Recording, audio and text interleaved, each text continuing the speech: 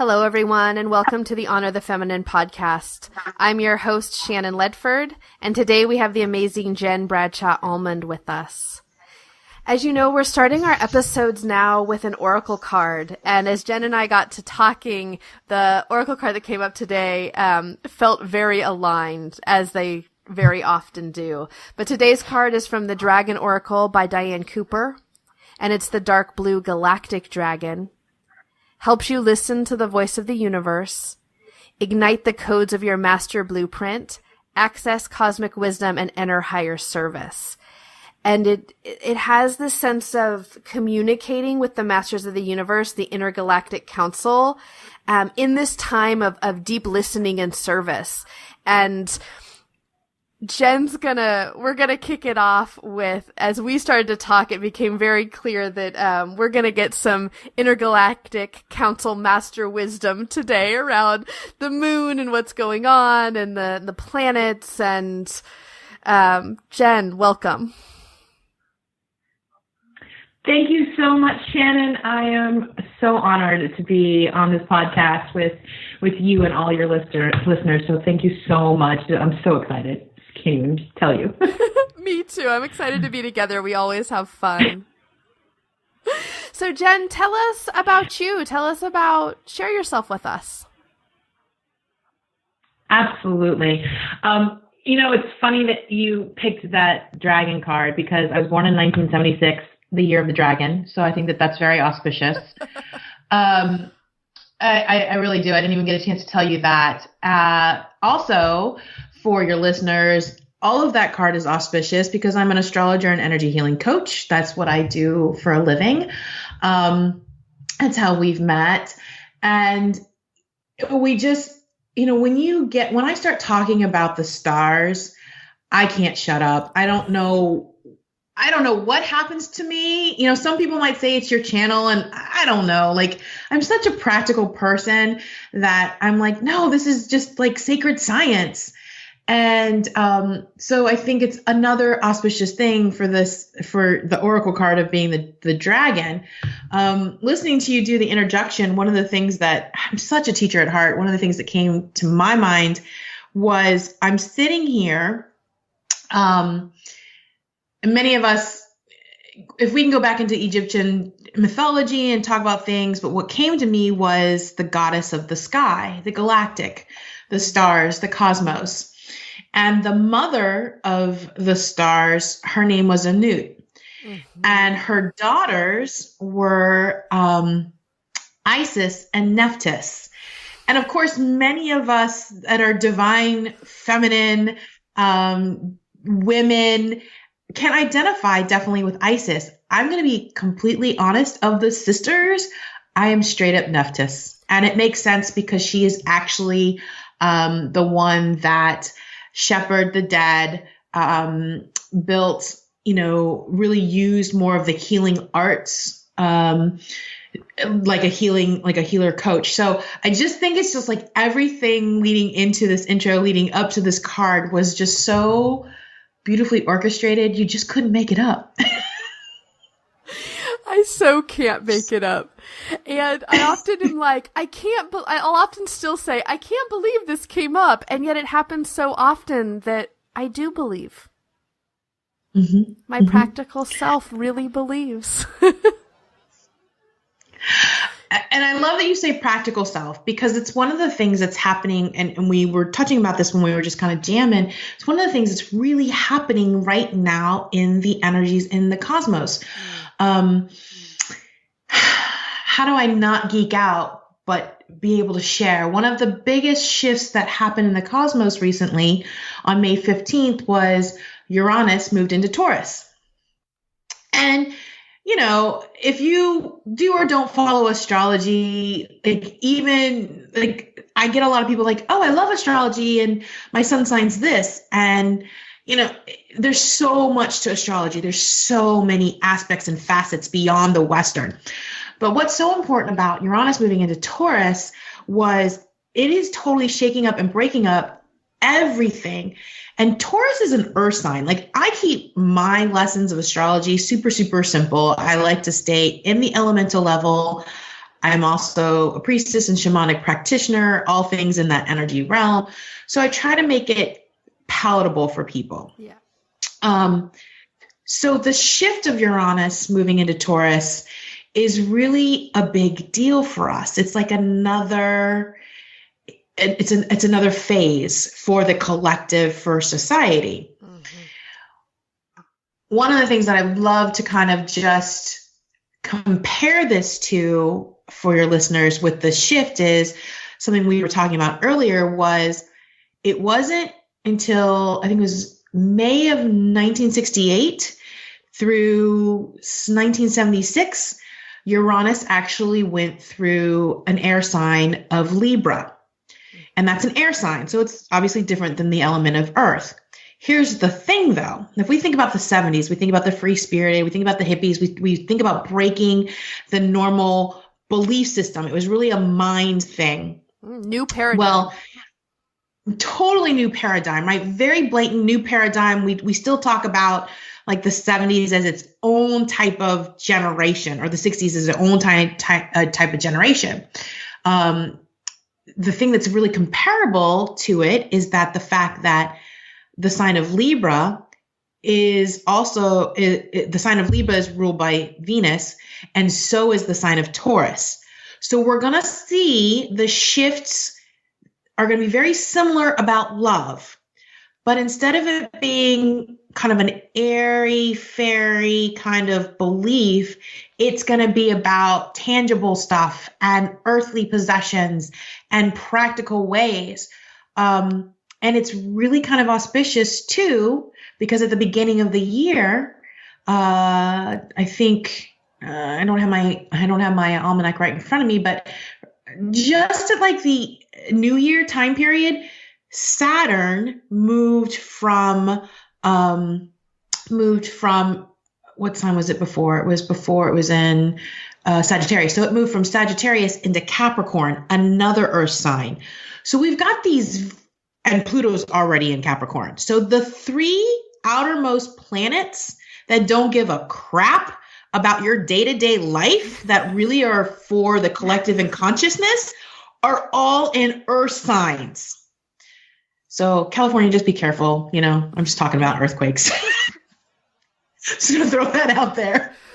Well, the interesting thing about the stars and the planets and how they're moving around is that whether you are tapped into this, care about it, any of that, it affects us.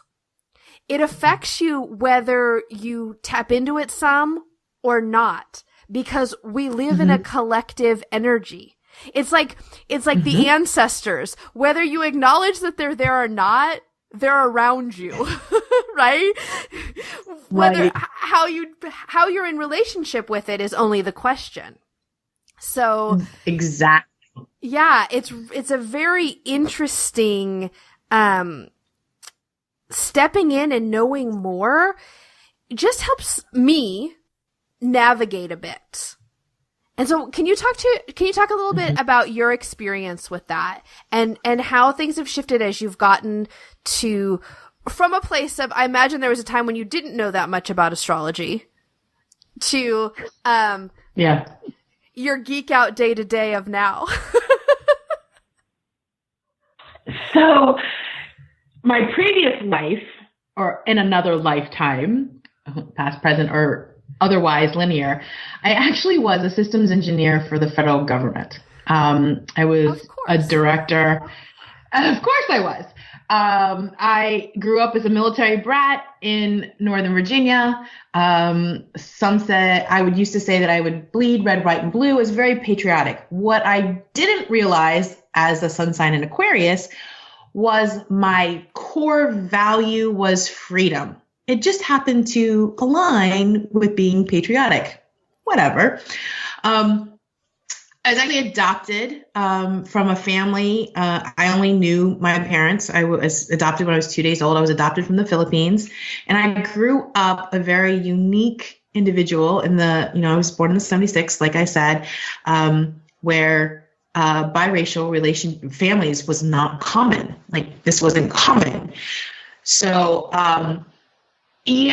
talk about my life prior to this was I just wanted to be normal. I just wanted to be accepted. I wanted to live the life of the middle-class family, get a job, get married, have a career. Yay, happily ever after. Picket fence, 2.2 children. Census statistics, yeah, totally. And that really was me until I want to say like 28-ish. And in astrology, we talk about Saturn cycles. And so my Saturn cycle came a little bit late. And if you don't assimilate to astrology, it's like a life lesson, or it's this aha moment, or whatever, this holy shitstorm, really. Especially if you're not where you're meant to be, right? Like Saturn will pick you up. I talk about Saturn will pick you up and like rip you out of where you're not supposed to be and drop you where you're meant to be, more meant to be, and that it can feel really, really rough. But then Saturn's not always rough if you're more aligned to where you're meant to be, right? I mean, I just want to, Yes, and that's a good caveat. And also, too, it depends on your chart how it's also aspected. We've used that word aspected both as just characteristics of an individual, but that's how we also term in astrology how the planets are aspected in your chart. So your Saturn could be well aspected or negative or like cautionary impacted too. So you're absolutely right with that caveat. I was that one that got uprooted and smacked against the wall, like really bad. Hey, I'll own it and thank you, because what you're done, what one person does for one, we do it for all. So there you go.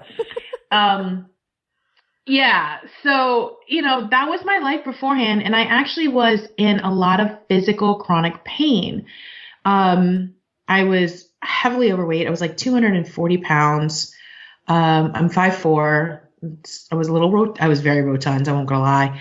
I was basically full blown diabetic. And so I was really on this kick of after watching my mom go through colon cancer, again, thankfully not genetically linked, but still suffering, I started to shift that I needed to do something for myself. I kind of got more catapulted into that when I went through my divorce. And, I recovered from that really well. I feel like I thought I was going to become a nurse, and I knew I was going to be a healer. I thought I wanted to be a healer of some sort because I was personal training, because I'd lost a lot of weight, all that good recovery stuff. But then I landed a really secure job in the federal government, something I'd always wanted to do. So that's where I went. And I think I was meant to do that, to be honest with you, for a good amount of time. I felt I succeeded in it. What rocked my world was after my grandmother passed, that I just kind of knew, okay, I've kind of served my time. Like if I had enlisted, I kind of served my time and given in service of this freedom of the country. But now I really was meant to go and actually enjoy it and do something more and more impactful. And so began what they call the healer's journey into a laundry list of alternative healing modalities, which I dare not get into because the bottom line is I use them in all my practice, but what I really, really love the most is astrology and the homeopathic energy remedies of flower essences. And that's really kind of my niche. Yeah, beautiful. And I can really relate to that Saturn cycle because I was born in 1975. And so at 28, 29, I left a job as a corporate lawyer.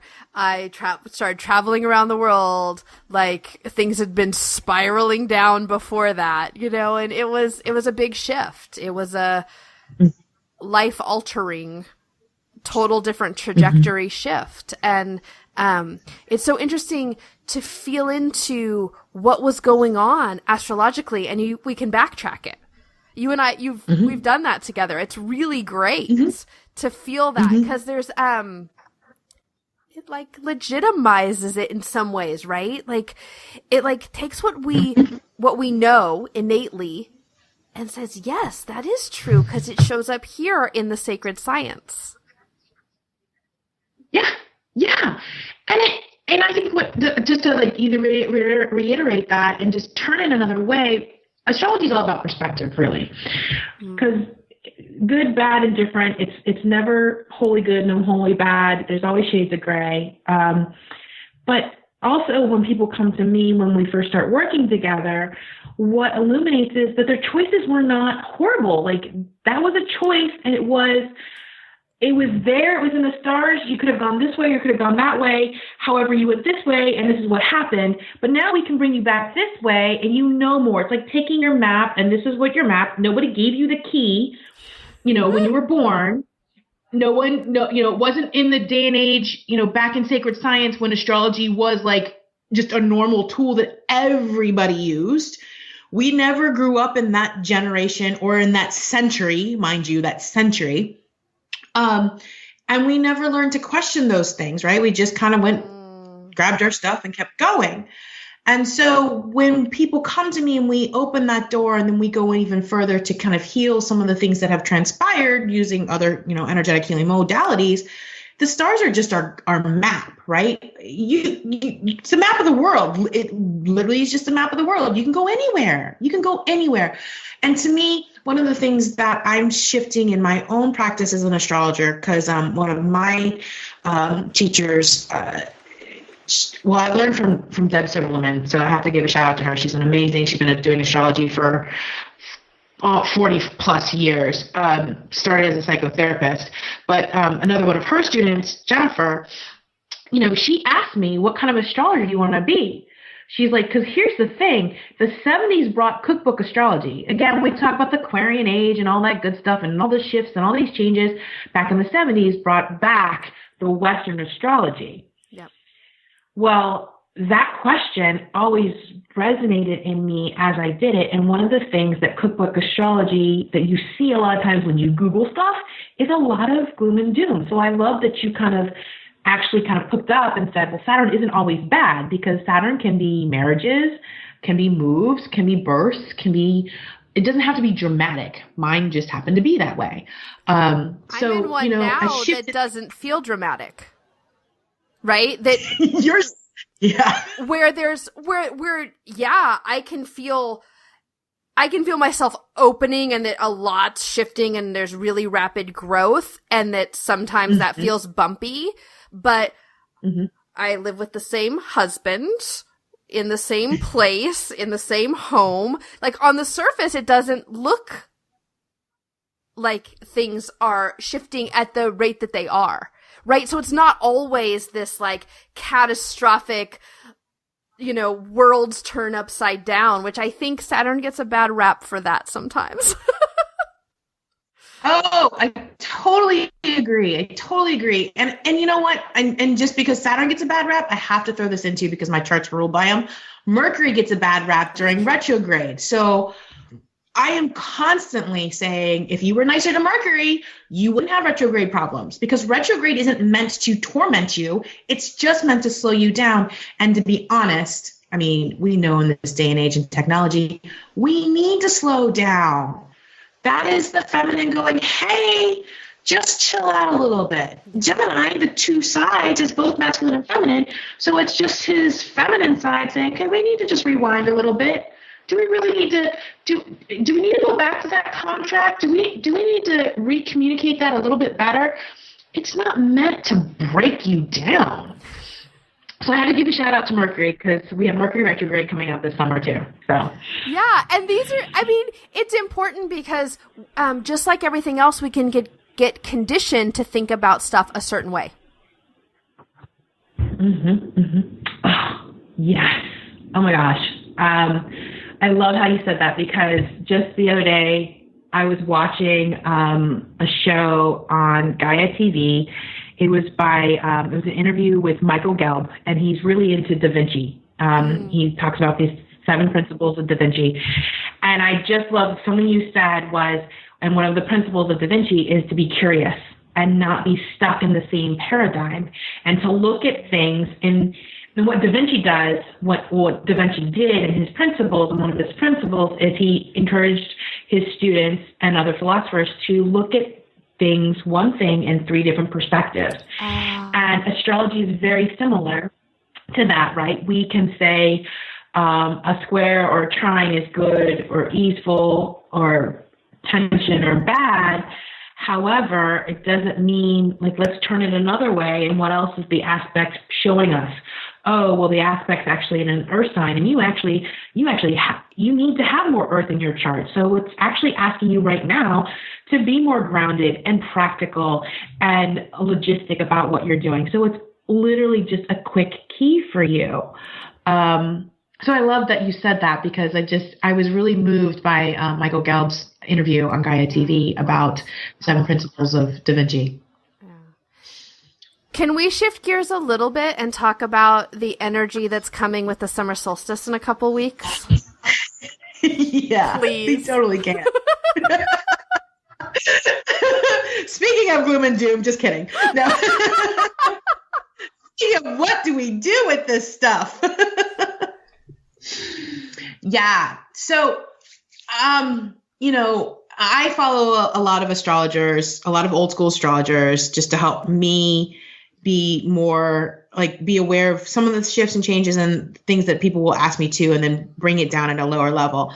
So I was watching this summer forecast, and I've already kind of told you about one of the big transitions with Uranus and Taurus, and that will be a big player through the summer. Because it's still, he doesn't move really quickly. So he's got a lot of, as he's moving in, and he's actually going to go retrograde at the end, and then he's going to launch back into Taurus again. So there's that whole, another little bit of a swing shift with that energy of Taurus, of waking and shaking and breaking, very earth possession, earthly type aspects. But summer solstice, one of the things that they didn't talk about, which I'm so excited to be talking about today about, is this. There are going to be, on summer solstice, 3 T-squares, and T-squares create, in a sense, tension. What it means is there's actually one missing element that's out of balance. So you may have one planet in air, one planet in fire, one planet in earth, and then what we call the release point would be in water. So the T-square would be between the air, the fire, and the water, and the release point would be air, fire, and earth, and the release point would be water. There's 3 of those in the sky. So what confusion that we're going to feel, and what it's going to take practice really coming back to center and balancing, trying to harness for each of us on our own individual level, is, okay, well, I think you and I are mostly air and fire. So if one of the let-off points happens to be in water, we may want to tend to be in that T-square so that we're practicing more water or earth elements. But if we're in the T-square that we have to do the let-off of fire, that could create a lot more energy. And vice versa for someone who's more earth and water. I'm just keeping it kind of really at that simple level. So with 3 of those in the air, it's kind of like, well, if I step this way, I'm going to be in this chaos. If I step to the right, now I'm in this chaos. So it's a matter of really understanding what you're going to need during the summer solstice, and asking yourself what that is, and giving yourself permission to do that. Whether the doing is actually being, like doing nothing, aka zoning out, meditating, whatever, or actually moving the body, like how that might go up. And it might shift from hour to hour because of those 3 T-squares on that very day. Does that make sense? Yeah.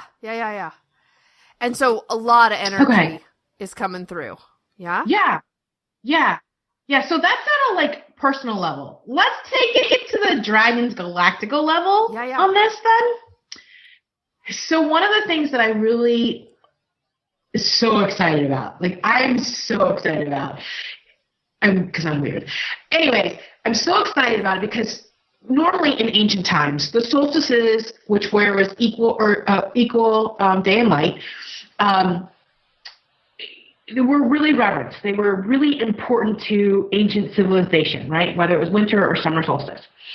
This summer solstice, when the sun is at the highest point in the sky, it literally is creating a fixed cross that is right over the galactic center of the universe. It is a fixed, meaning like strong-willed. Sometimes, like there's different characteristics of it, but it's like taking a stand for oneself, for principles. It's not cardinal. Cardinal is very much leadership, but fixed is very like strong and stable. The sun is part of that fixed cross over the galactic center. So over the galactic center means all of this energy is also coming down through the fixed center of strength and stability, as well as those 3 T-squares, whichever that might flow out for you. So it's like literally a massive portal. And here's the thing. That fixed, with the sun over that fixed point in the galactic center only happens every 26,000 years astronomically. That's a scientific astronomical thing. It's not an astrology thing. It's an astronomical thing. So with the sun will literally be over the center point of the galactic center of the universe on summer solstice. Intense, dudes.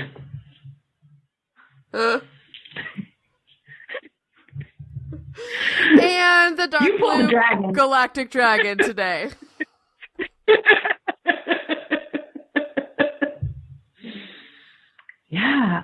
Yeah.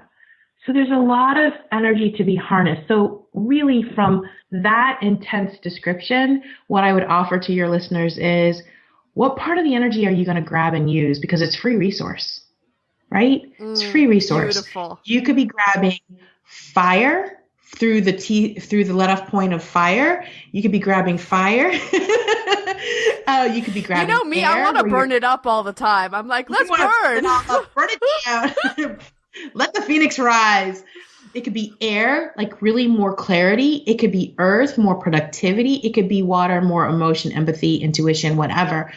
You really need to just kind of know in your chart, so to speak, or what resonates with you. You don't even have to know your chart. Just what resonates with you. Which element are you like, man, I really need to get moving? Or, man, I can't get a clear thought, or man, which happens a lot, especially in this whole earthly bound. I wish I had more money. I wish I was more organized. Or, man, I wish I could get a relationship that would last, right? So with emotions and things like that. So it's not meant to overwhelm. It's meant to be an opportunity of what energy are you going to harness? Because once in 26,000 years, what can you sit under that solstice sun and soak up with every intention that you have? What do you want to soak up? 1 hour, it might be one thing. 1 hour, it might be a different thing. Yeah, it's interesting because as we're talking about it, for me, I do have so much fire and I'm feeling really clear on sort of what's next. I'm feeling like the earth for me to like move it forward, to like step forward in that productivity feels like often I don't have a hard time, but of late I have. Mm-hmm. Yeah. When you can run quickly, sometimes you're like, ooh, okay. I would say if I answered this question, I'm actually kind of with you. Only knowing my chart at a level is specifically the progressed moon phase that I'm in happens to be a fire earth kind of mashup. So I feel like that's the kind of energy that I'm going to be soaking up, because for a really, really long time, I sat in water and deepening the intuition, getting really connected to the feminine, really being kind of free and fluid in that regards. And I feel really good about that. And now I need to kind of bring this more spirited fire into a practical manner, to move things forward, how I would like to impact the world. I got a grand trine in air. I don't need any more air. I'm just gonna say no more to air. I could talk to a wall. Yeah. So good. Yeah, and we've been talking because my progressed moon is moving into Aries, which is also my sun sign. And that's happening nowish, moving nowish, yeah, soonish. I think end of June. Yeah, you're feeling it now. It'll be like 0 degrees in a couple months, I think. So you're actually so it's always you start to feel it within the 28th and 29th degree, and it's just auspicious that you reached out and we're doing this. Like I was like, 5-6 months down the road, you'll see. And you're like, yeah, I could feel that, and here we are. Like, so again, you can't make it up. Yeah, you so can't make it up. My love, this has been so much fun. I love the idea, too, of the summer solstice being a portal and harnessing. And, just, again, you don't have to know your chart. If you start to just drop in around that intention, you can harness some of that. And that's beautiful. Absolutely. Oh, my gosh, yes. Yeah, you just have to know what do I... Ask yourself. You can just say self or what do I want? What do I need? And see what comes up and where could you place that within one of those elements and then set that intention. Yeah, you're absolutely right. You don't need to know your chart. It's so feasible. It's literally right there. And now we just made you aware of it. So yeah, now you have I encourage everyone to a stepping in place. You can step in because you know that there is this big portal. There is these waves of energy that are real. Yeah. And that's actually a good point because a lot of people are like, I don't know where to start. And that's a great place to start. You got 2 weeks to prepare and you don't really need to prepare. It's just ask yourself that question. Yeah. And as this comes out, you'll have about a week. So you'll have plenty of time to drop in and be like, hey, what's going on with me? Are you ready, my love, for the random questions? Sure. Let's do this. Okay. So, do you have a favorite phase of the moon? Yes, of course I do. Yeah. I actually love the waxing moon. And here's the reason why, because that's the phase I was born under. It's also the phase that is my most productive. And it's right before the full moon, so it depends. I can go from the waxing moon to the full moon and feel super good. I do not do well, and thank God that this waning moon is moved into Aries before on its trip to the new moon of Gemini. But or I would not be able to do this. Past couple days when it was in Pisces, forget about it. I was leaving my Wi-Fi hotspot in the refrigerator. I didn't know where my phone was. I was a mess. So I operate really well in fire signs and air signs, obviously. But yes, the phase of the moon that I do the best in is the waxing to the full moon. My husband thinks I always like full moons because it gives me an opportunity to get naked and dance under it. Always going on retreats. He's like, "You gonna get naked and dance under it?" There you go. Yes. Something I love to do. Yes, why I am. Oh, and the second random question, because we pulled the dragons today, is do you have a prominent mythical creature that's with you at the moment? Oh, I always do. So the griffin, and he's blue. The griffin is this blue dragon-ish, So he is one of my totem spirit animals. He's my body protector, so he is always with me. So yes, it's the blue griffin. Oh my gosh, that's so funny that you asked that question. I could actually answer it. Well, I don't try to make them unanswerable. That's not that much fun for anyone.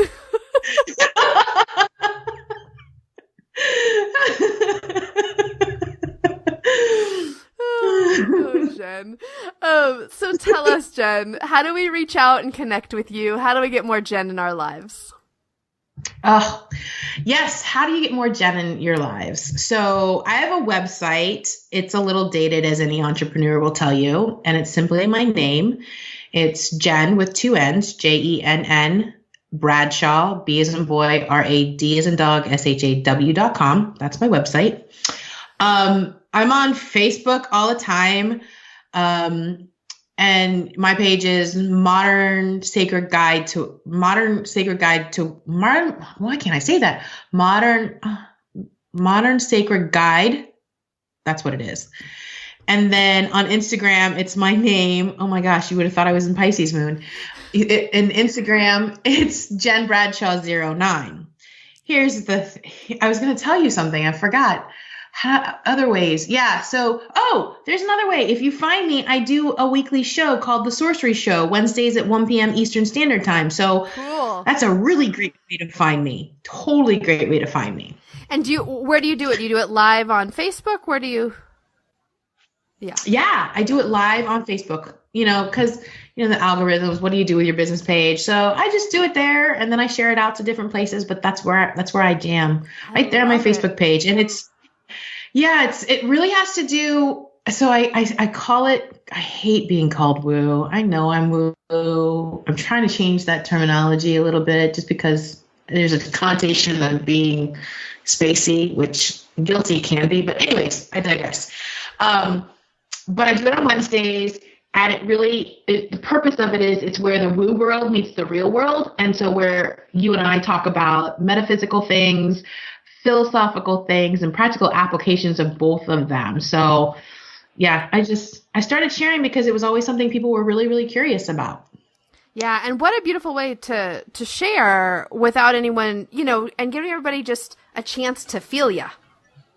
Yeah. Yeah.